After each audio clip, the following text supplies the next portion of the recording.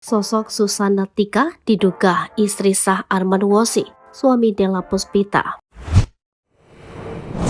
Inilah sosok Susana Tika yang diduga istri sah Arman Wosi nikahi Della Puspita.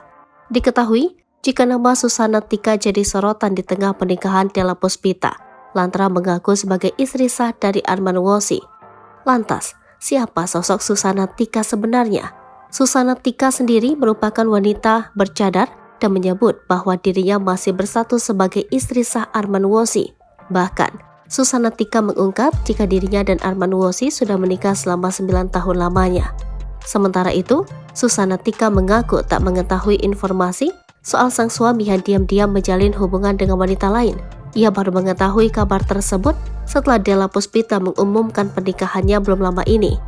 Wanita ini sendiri mengaku tak menaruh curiga terhadap sang suami, lantaran Arman Wosi selalu menunjukkan sikap baik selama tinggal satu atap.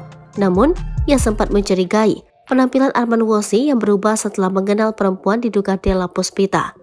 Awalnya tidak ingin menuduh Arman Wosi memiliki hubungan dengan wanita lain.